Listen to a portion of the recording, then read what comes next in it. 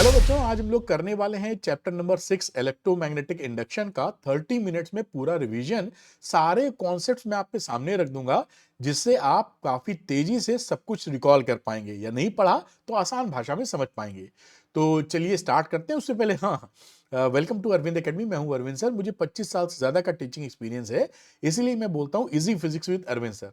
तो सरल भाषा में अगर फिजिक्स पढ़नी है तो अरविंद एकेडमी चैनल को सब्सक्राइब कर लीजिएगा। चलिए स्टार्ट करते हैं full chapter. Chapter number 6 electromagnetic induction in 30 minutes. कई बच्चों को ये रहता है कि सर जो आप पढ़ा रहे हैं उसका अगर उनको पीडीएफ मिल जाए तो आसानी होगी। तो आप बड़ी आसानी से आप डाउनलोड कर लीजिए अरविंद एकेडमी ऐप को। उसके बाद उसके स्टोर सेक्शन में जाइएगा। यहां पर क्लास 12 फ्री पीडीएफ नोट्स के रूप में आपको दिखाई पड़ेगा। आप इसको लेकर अपनी पढ़ाई को आगे बढ़ा सकते हैं और सब अनलॉक है। तो आपको सिंपली अरविंद एकेडमी ऐप को डाउनलोड करना है और स्टोर सेक्शन में जाकर अपना ले लेना है पीडीएफ्स को। चलिए पढ़ाई शुरू करते हैं। सबसे पहले देखिए, इस चैप्टर में ना सबसे जो हीरो है वो मैग्नेटिक फ्लक्स है। पूरी कहानी मैग्नेटिक फ्लक्स पे बेस्ड है। तो ये होता क्या है? The total number of magnetic field lines crossing the surface normally.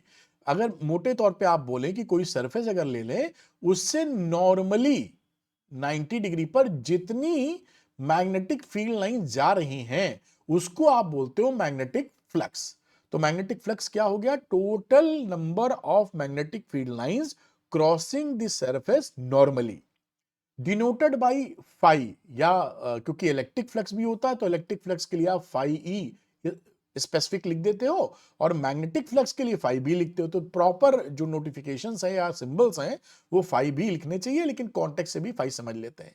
ये एक स्केलर क्वांटिटी है, इसका कोई डायरेक्शन नहीं होता, लेकिन स्केलर क्वांटिटी होने के साथ साथ ये पॉजिटिव, नेगेटिव और जीरो हो सकता है। जैसे वर्कडन होता है, स्केलर क्वांटिटी है, पॉजिटिव नेगेटिव जीरो हो सकता है, उसी तरह ये भी हो सकता है। एसआई यूनिट इसकी वेबर होती है, इसको भी पकड़ के रखें। उसका जो फॉर्मूला है phi is equal to B dot A, magnetic field और एरिया वेक्टर के बीच का angle theta, B A cos theta. तो ये एरिया वेक्टर आप जानते हैं कि एरिया वेक्टर जो होता है वो परपेंडिकुलर टू द सरफेस होता है और बी से जितना एंगल बना रहा है। अब आता है कि भाई जो चैप्टर का नाम है इलेक्ट्रोमैग्नेटिक इंडक्शन, वो इलेक्ट्रोमैग्नेटिक इंडक्शन का मामला क्या है, किसे बोलते हो? तो phenomena of production of induced EMF or current due to change of magnetic flux is called electromagnetic induction. और ब्रॉडली बोले ना तो मैग्नेटिक फील्ड से करंट बनाने का जो प्रोसेस है उसे ही इलेक्ट्रोमैग्नेटिक इंडक्शन बोलते हैं। लेकिन जब एग्जाम में पूछा जाए तो ये प्रॉपर डेफिनेशन जो लिखी है वो लिखिएगा कि फिनोमिना ऑफ प्रोडक्शन मतलब वो प्रोसेस जहां पर हम प्रोड्यूस कर रहे हैं इंड्यूस्ड ईएमएफ और अगर सर्किट क्लोज है तो induce current due to change of magnetic flux, यानी कि due to change of magnetic flux की वजह से आई या ई बनेगा। इसी प्रोसेस को बोलते हो इलेक्ट्रोमैग्नेटिक इंडक्शन। तो क्या होता है इलेक्ट्रोमैग्नेटिक इंडक्शन, आप पकड़ पाए? अब ये जो फेराडे और हेनरी दो अलग अलग साइंटिस्टों के नाम हैं, अलग अलग देशों में रहते थे, तो इन्होंने लगभग एक ही समय में ये एक्सपेरिमेंट्स करके बातें रखी, तो दोनों को क्रेडिट दिया जाता है इसका। इन्होंने हमारे सिलेबस में 3 एक्सपेरिमेंट है बेटा। ये 3 एक्सपेरिमेंट जो है इन तीनों को हम समझेंगे कि किसमें क्या क्या है और उसी से इलेक्ट्रोमैग्नेटिक इंडक्शन की बात निकलेगी। तो पहला जो एक्सपेरिमेंट है उसमें क्या बोला जा रहा है? Induced EMF with a stationary coil and moving magnet. यानी पहले में क्या है, ये कॉइल कॉइल दूसरी तरह लेंगे लेकिन मैंने कॉइल बना दी, ये स्टेशनरी है और आप मैग्नेट को इसके पास लाते हो।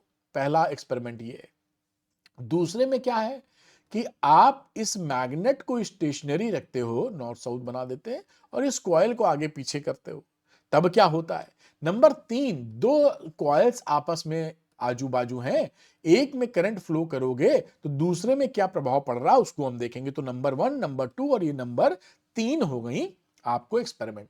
तीनों को समझेंगे और तीनों में क्या कंक्लूजन निकलेंगे उसी से इलेक्ट्रोमैग्नेटिक इंडक्शन के रूल वगैरह बन जाएंगे। तो पहला एक्सपेरिमेंट जैसे बताया कि induced EMF with a stationary coil, मतलब रुकी हुई कॉइल, ये कॉइल बनाइए, एंड मूविंग मैग्नेट। तो कॉइल के अंदर करंट फ्लो होगी नहीं होगी इसको हम जानेंगे कैसे? इसके लिए गैल्वेनोमीटर लगाना पड़ेगा। गैल्वेनोमीटर क्या है? अगर करंट जाएगी तो उसका पॉइंटर मारकर हिल जाएगा, हम समझ जाएंगे। एक चुंबक लेते हैं हम लोग, मैग्नेट, बार मैग्नेट, और उसको सपोज करिए नॉर्थ वाले को इसके पास लाते हैं। ऐसे लिया, इसके पास ला रहे हैं नॉर्थ मैग्नेट को। तो हम क्या देखते हैं कि जब हम इसको पास लाते हैं तो इस गैल्वेनोमीटर में करंट फ्लो होने लगती है, और जब हम पास लाना रोक देते हैं इसको तो करंट फ्लो होना बंद हो जाता है। और इसी मैग्नेट के नॉर्थ पोल को अगर हम दूर ले जाते हैं तो फिर से करंट फ्लो होती है, लेकिन अपोजिट डायरेक्शन में। अगर ये इस समय क्लॉकवाइज है तो यहां एंटी क्लॉकवाइज फ्लो होने लगती है, लेकिन ये तब तक ही होती है जब तक कि मैग्नेट को हिलाया जा रहा है। तो ये बात यहां पकड़ में आई। तो डायरेक्शन ऑफ इंड्यूस्ड करंट जो कि इसके अंदर इंड्यूस हुई है, changes as north south moves towards away from the coil. मतलब जब ये पास ला रहे थे तो एक डायरेक्शन था, जब ये दूर ले जा रहे हो तो दूसरी डायरेक्शन हो गई। और साथ में जैसे ही इसको आगे पीछे करना बंद करते हो वैसे ही ये करंट जीरो हो जाती है। तो ये पहला एक्सपेरिमेंट रहा। दूसरे एक्सपेरिमेंट में क्या किया गया कि इस चुंबक को, इस बार मैग्नेट को स्टेशनरी रखा गया, इस कॉइल को हिलाया गया। पहले चुंबक हिला रहे थे, कॉइल हिला रहे। वही कांड सारे देखने देखने को आपको मिले कि अगर इस कॉइल को आप पास ला रहे हो तो यहां पर करंट फ्लो होने लगी, अगर दूर ले जा रहे हो तो फिर करंट फ्लो हुई, लेकिन अपोजिट डायरेक्शन में फ्लो हुई। और अगर हिला नहीं रहे हो तो कोई करंट नहीं फ्लो हुई, और तेजी से हिला रहे हो तो ज्यादा करंट प्रोड्यूस हुई, है ना। तो ये चार बातें हो गई, यही लिखिए same result at previous experiment जो भी किया था। और साथ में अगर रिलेटिव मोशन आपका फास्ट है, तेजी से पास ला रहे या तेजी से दूर ले जा रहे हो, तो उस समय जो करंट है उसका मैग्नीट्यूड बढ़ जाता है। ये दूसरे एक्सपेरिमेंट की कहानी थी जो आप यहां पर समझ पाए। अब तीसरा एक्सपेरिमेंट देखते हैं यहां पर। उसमें क्या था कि एक सोलेनॉइड ले रखा है, उसको रियोस्टेट वगैरह लगा रखा है जिससे करंट को कम ज्यादा कर सकें, की है बैटरी है कि कब करंट फ्लो करें कब ना करें। तो करंट यहां फ्लो की गई, तो यहां पे जैसे ही करंट को ऑन किया गया, क्षण भर के लिए हमको सेकेंडरी कॉइल में करंट देखने को मिली मोमेंटरली। उसके बाद करंट फ्लो होना बंद हो गई, और जब आपने ऑफ किया तो फिर से इसके अंदर करंट दिखाई पड़ी, लेकिन अपोजिट डायरेक्शन में दिखाई पड़ी मोमेंटरली, है ना। ये घटनाएं यहां पर घटी तीनों एक्सपेरिमेंट में। अब इन तीनों एक्सपेरिमेंट से क्या कंक्लूड किया गया? कंक्लूड ये किया गया कि जब फ्लक्स में चेंज होता है तो आपका इंड्यूस्ड ईएमएफ बन जाता है। जैसे ये कॉइल थी आप देखें, और ये चुंबक था। तो ये चुंबक को, बार मैग्नेट को जब आप पास ला रहे थे तो इससे जो मैग्नेटिक फील्ड लाइंस थी, जब आप पास लाओगे तो इससे क्रॉस होने वाली बढ़ जाएंगी। तो यहां पर चेंज इन फ्लक्स हो गया जो कि इंड्यूस्ड ईएमएफ बना रहा है। और दूसरी घटना में क्या था कि जब इसको दूर ले जा रहे थे तो ये मैग्नेट, जितनी मैग्नेटिक फील्ड लाइंस हैं वो इससे कम इंटरसेक्ट करेंगी दूरी की वजह से, तब भी चेंज होगा, लेकिन घटेंगी तो फिर भी इंड्यूस्ड ईएमएफ बनता है।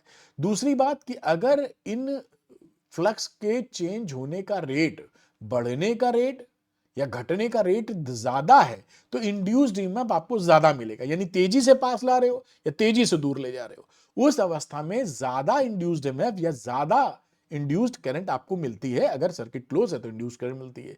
तो ये दो बातें कंक्लूड की गई ये दोनों एक्सपेरिमेंट को देखकर। अच्छा, अब ये जो ये इस बात को देखकर जो इलेक्ट्रोमैग्नेटिक इंडक्शन है उनको ये जो हो रहा था कि चेंज इन फ्लक्स की वजह से करंट पैदा होना, इसको इसके लिए लॉज बनाए गए इलेक्ट्रोमैग्नेटिक इंडक्शन के। ये इसमें एक्चुअली दो लॉ हैं। तो दोनों लॉ मिलकर इलेक्ट्रोमैग्नेटिक इंडक्शन को पूरा गवर्न करते हैं। तो पहला लॉ क्या है? Faraday laws which give us the magnitude of induced EMF. आप ऐसे सोचिए, इलेक्ट्रोमैग्नेटिक इंडक्शन को शॉर्ट में ईएमआई लिख देते हैं। इसको गवर्न करने वाले दो लॉ हैं फैराडे। फैराडे साहब की स्पेलिंग जो भी हो लिख देना, फैराडे लॉ मतलब। और दूसरा लेंज लॉ, मैं लेंज लिख के छोड़ रहा हूं। इसके बाद अभी आप देखेंगे फैराडे के भी फर्स्ट लॉ और फैराडे का एक दूसरा लॉ भी आपको मिल जाएगा। तो ये पूरी बात हमको यहां से समझनी है। अभी तो हमने ईएमआई, इलेक्ट्रोमैग्नेटिक इंडक्शन का short form EMI, Faraday law और लेंज लॉ की बात कर रहे हैं। उसके बाद फैराडे लॉ में भी हमको दो लॉ मिलेंगे, तो ये पूरी बात क्लियर हो जाएगी।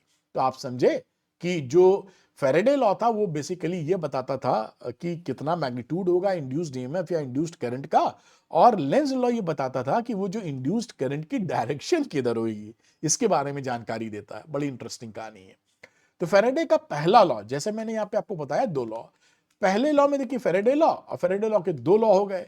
तो पहला लॉ ये बताता है कि इंड्यूस्ड ईएमएफ कब बनता है, तो वो जब चेंज इन फ्लक्स होता है तब बनता है।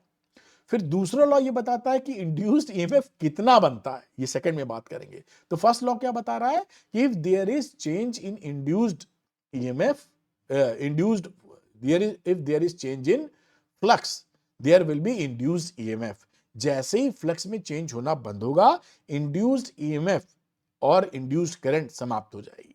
यही बात लिखा है कि whenever the magnetic flux linked with a closed circuit changes and EMF and hence a current is induced in it which last only so long as the change in flux is taking place। यानी कि ये जो induced EMF या induced current है, ये तभी तक आपके पास मौजूद रहती है जब तक फ्लक्स में चेंज हो रहा होता है। फ्लक्स में होने वाला चेंज जैसे ही रोकोगे, ठप कर जाएगी ये। ठीक। दूसरा फैराडे से आपका इलेक्ट्रोमैग्नेटिक इंडक्शन का रूल जो ये बता रहा था कि ईएमएफ, इंड्यूस्ड ईएमएफ कितना बनेगा, तो इन्होंने जो वैल्यू दी मैग्नीट्यूड, वो का rate of change of magnetic flux के बराबर होगा इंड्यूस्ड ईएमएफ। ये फैराडे साहब ने बताया। अब यहां देखिए मॉडुलस साइन लगा है। मॉडुलस साइन का मतलब है कि इसका मैग्नीट्यूड बता रहा है, डायरेक्शन की चर्चा नहीं कर रहा है। अब इसका जो पूरा सही फॉर्मूला होता है वो E is equal to minus N d phi by d t. N का मतलब है कि जो कॉयल है उसमें अगर एन टर्न्स है, तो एन एक से बनता है E, तो एन से बनेगा एन टाइम्स। अब ये माइनस साइन जो टपक पड़ा है वो किसकी देन है? वो लेंस साहब की देन है। ये माइनस साइन जो है, ये लेंस साहब अपनी अपनी टांग अड़ा के यहां बैठे हैं। तो ये नेगेटिव साइन हमें बताता क्या है? मैं थोड़ा कलर बदल लूं, नहीं तो नीले में नीला मजा कम देगा। तो negative sign indicates the direction of induced current या EMF always opposes the change in magnetic flux.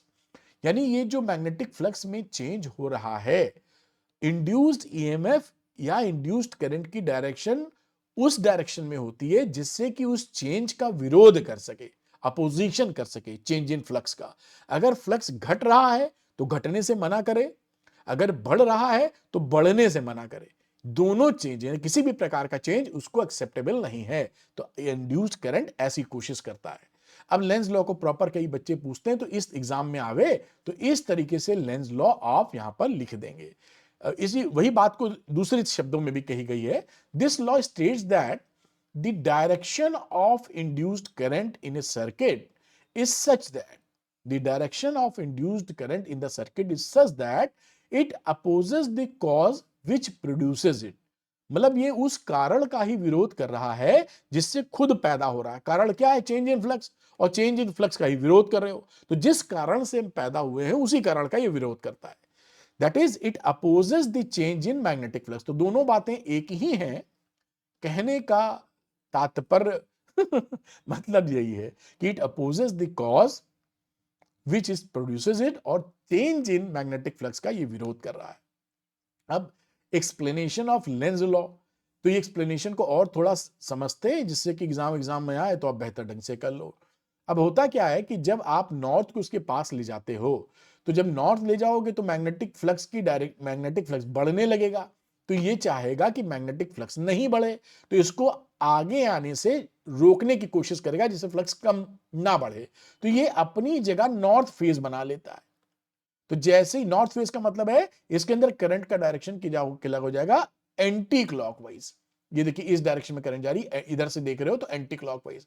तो एंटी क्लॉकवाइज बनने की, करंट फ्लो होने की वजह से नॉर्थ पोल बन जाएगा। और नॉर्थ पोल को पसंद नहीं करता है, तो आगे बढ़ने में रुकावट आएगी या रिपल्शन होगा, जिसकी वजह से जो मैग्नेटिक फ्लक्स की बढ़ने की रफ्तार है वो घटेगी या उसको रोका जाएगा। ये, और नॉर्थ अगर दूर ले जाओगे तो मैग्नेट यहां से जाने वाली लाइंस कम होंगी, तो ये सोचेगा कि भाई magnetic field line, magnetic flux कम ना हो, तो ये ऐसी डायरेक्शन में करंट फ्लो कराएगा कि ये दूर ना जाए।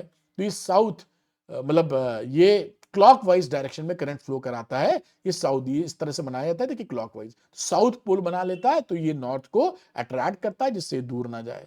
और हमेशा ध्यान रखिएगा कि जो लेंस लॉ होता है वो कंजर्वेशन ऑफ एनर्जी को फॉलो करता है। ये कई बार पूछते हैं, तो Lenz law always follows conservation of energy.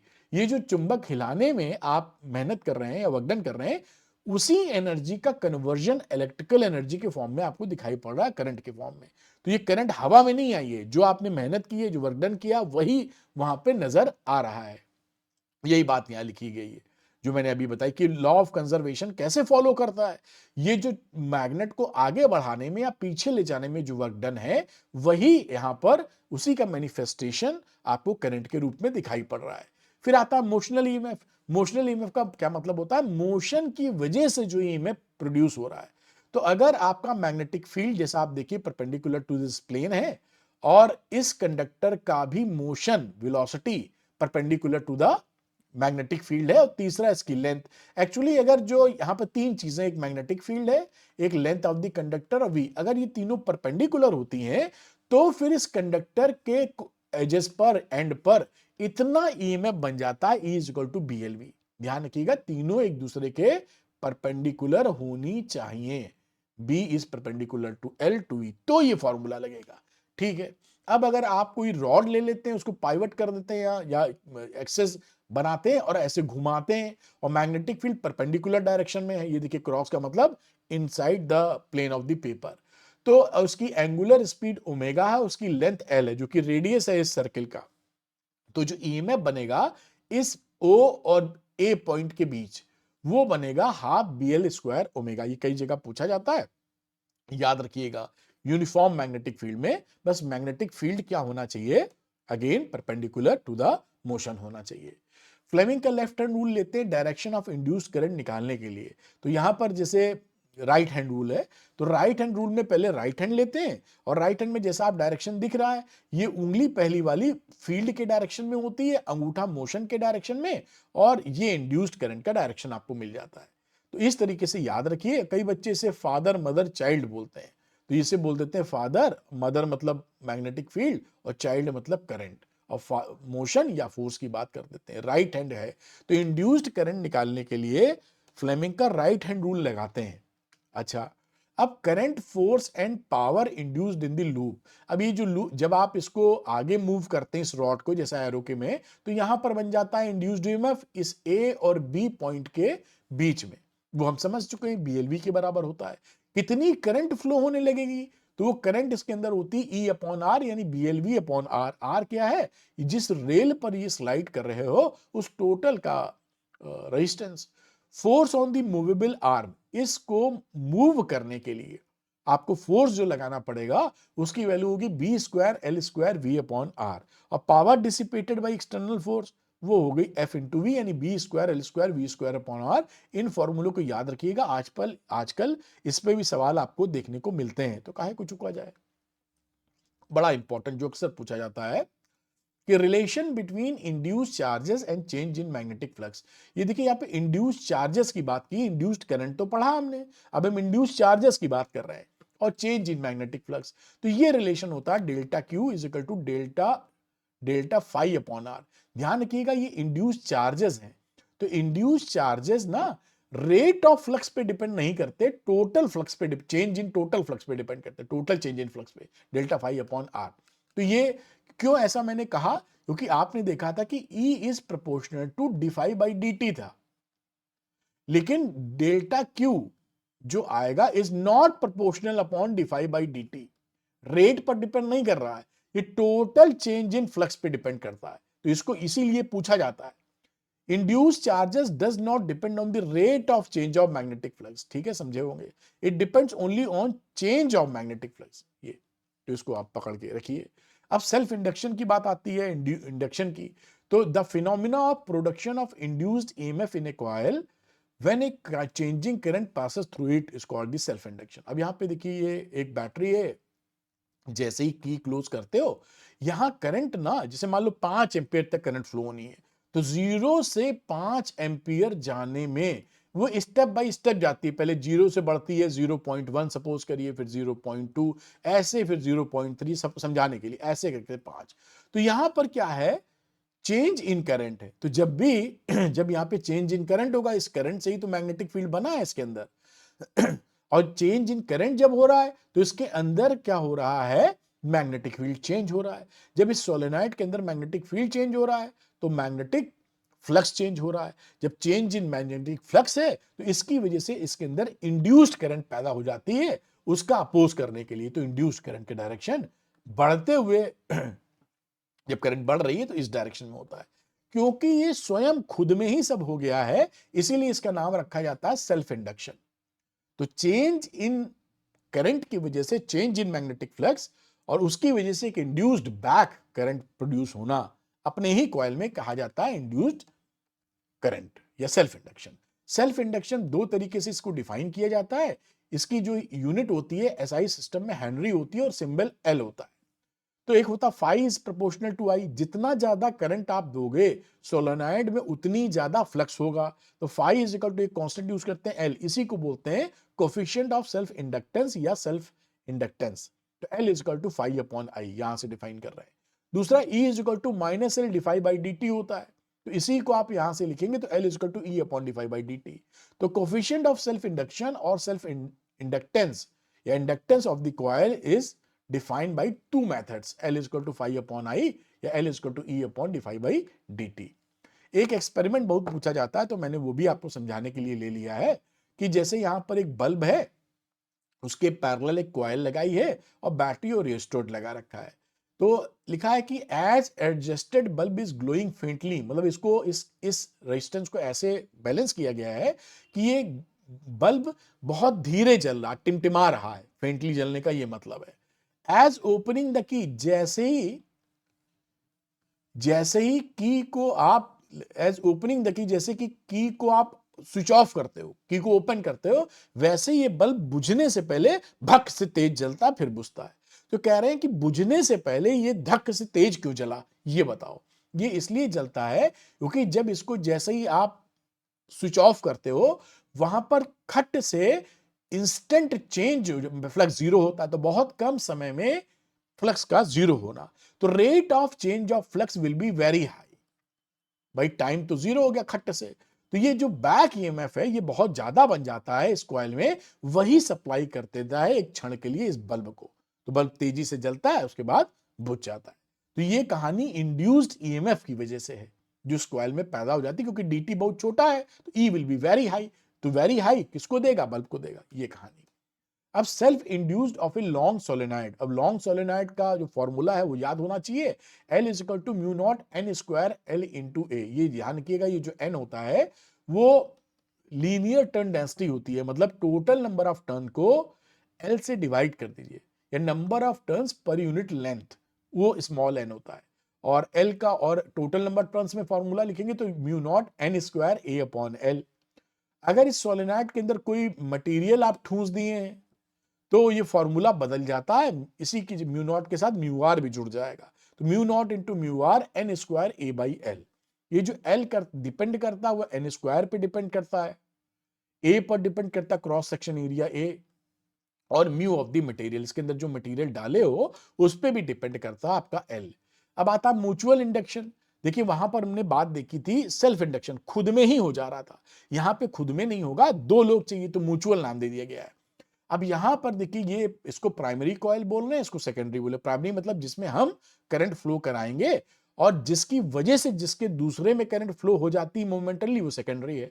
यहां बैटरी लगा रखी है, की है, रिस्टेट है। जैसे ही करंट को ऑन करते हैं तो हम देखते हैं पल भर के लिए इस सेकेंडरी कॉइल में इंड्यूस्ड करंट फ्लो हो जाती है। वही कारण है कि जैसे ऑन किया 0 से 5 एम्पियर जाने में स्टेप बाय स्टेप करंट बढ़ी, तो चेंज इन मैग्नेटिक फील्ड हुई। ये मैग्नेटिक फील्ड में फ्लक्स एसोसिएटेड है, तो चेंज इन मैग्नेटिक फ्लक्स हुआ, उसकी वजह से इंड्यूस्ड करंट पैदा हुआ और यहां पर आपको दिखाई पड़ गया।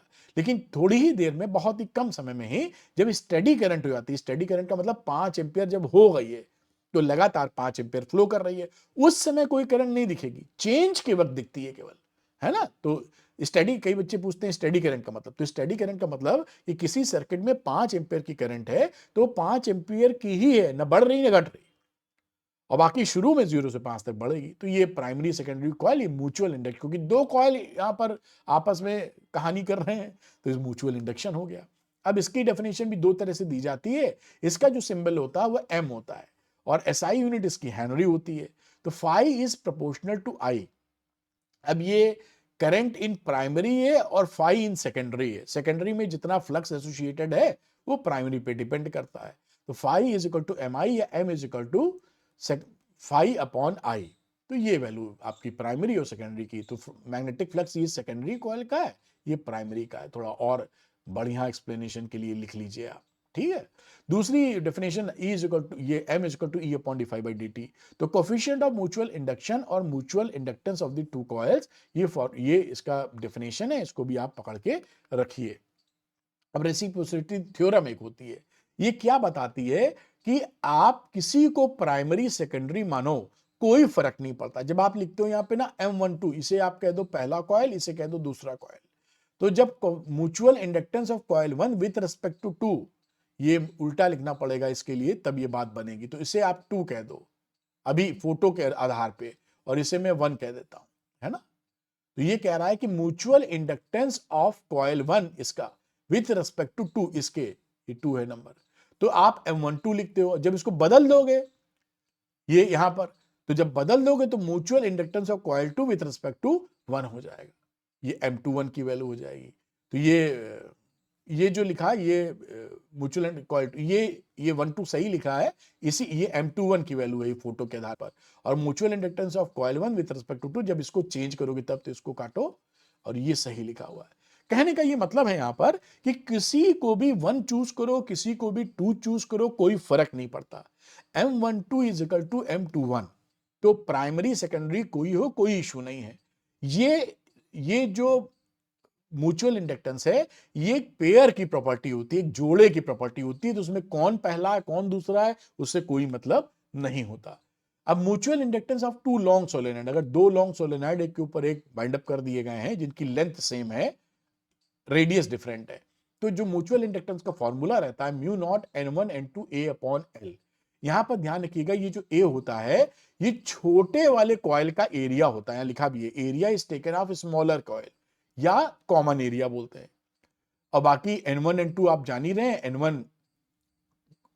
N1 N2 ले लीजिए आप, और यहां पर N1 N2 मतलब दोनों कॉइल्स के नंबर ऑफ टर्न्स, और स्मॉल N1 N2 लिखोगे तो number of turns per unit length, और एरिया आपको बता ही दिया पाई R1 स्क्वायर।